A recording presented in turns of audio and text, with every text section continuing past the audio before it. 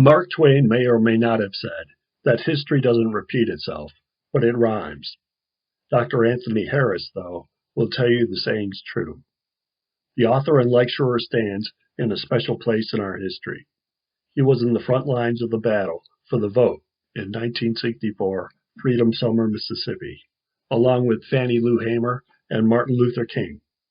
He stepped across the fault line between Jim Crow and the Voting Rights Act of 1965, and then again after 2013, when the Supreme Court, under John Roberts, removed key protections of the act.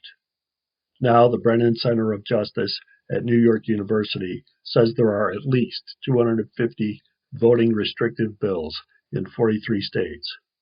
Here in Texas, NBC News counts more than 24 GOP-sponsored bills in the legislature tightening restrictions on voting.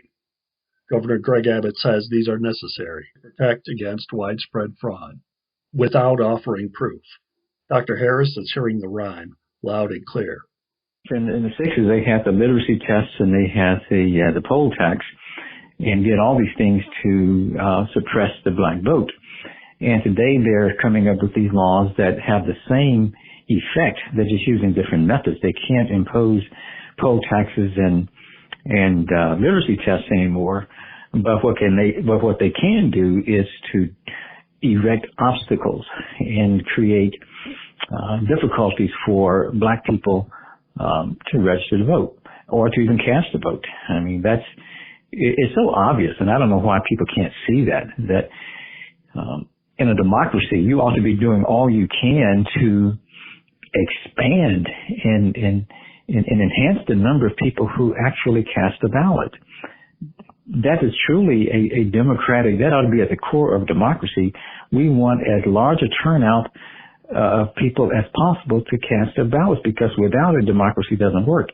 But what these Republicans are trying to do is say a large voter turnout works to their disadvantage, and they can't win on policy, so they have to win on voter suppression and coming up with these bogus, baseless claims that there was voter fraud. There were all these, crazy things that there's no proof that it happened, no evidence that it happened.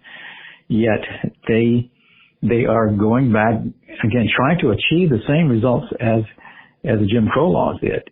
But they know in the 21st century they can't be as blatant and as brazen and as explicit as with their racism as they were in the 60s. But the intent is the same, and the effort is quite the same. So I have no doubt what they're doing. I hope it doesn't succeed. I hope people and the courts will push back and say, no, you can't do this. As we saw in the 60s, we had the Civil Rights Bill of 64 and the Voting Rights Act of 65 passed, and a number of executive orders from Johnson and others. There was a backlash. There was a pushback. There were people who thought the civil rights movement had gone too far. They somehow believed that if you give equal rights to black people, somehow the rights of white people were going to be diminished in some way. We saw the Voting Rights Act of 65, how it came to be. And then you see today, efforts are back again to try to suppress the black vote. Because that's what they did that's what they did right after Reconstruction, when black people were given the right to vote, and indeed black people were elected to Congress and so forth. But white, as a backlash to that, as a pushback, as a response to that, they did everything they could to erode whatever achievement occurred. So I think we're in this third post-Reconstruction era, where we saw what happened in the 60s with affirmative action pushbacks and lots of things that people did to try to erode the achievements of 64. And then in 2013, as we know, the Roberts Supreme Court pretty much gutted the Voting Rights Act of 65. And following that ruling, that's when we saw this rash of state laws that engaged in voter suppression, because under the Voting Rights Act, these states had to get Justice Department approval in order to make changes to its election laws and procedures. And after they took that away, after the Supreme Court took those provisions away, the South and other states, they said, okay, we don't have to get approved by the Justice Department. Nobody is there to prevent us from suppressing the black vote again.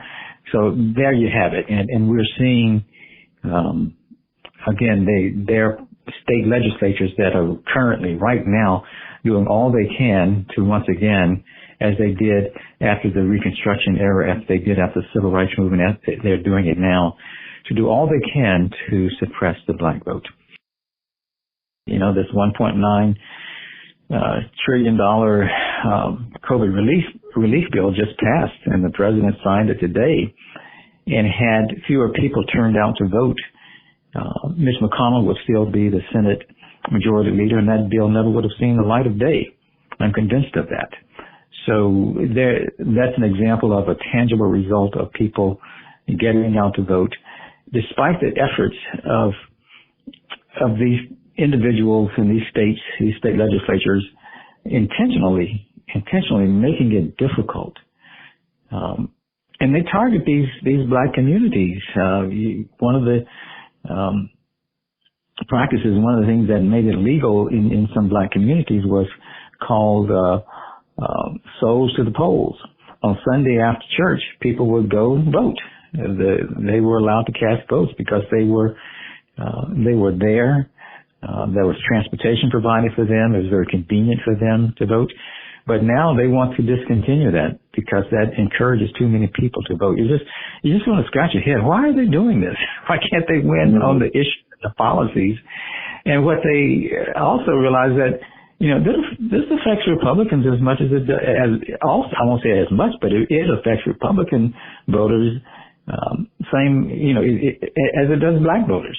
I won't say they're equally the same, but when you are trying to oppress one group, you almost unwittingly end up oppressing other groups.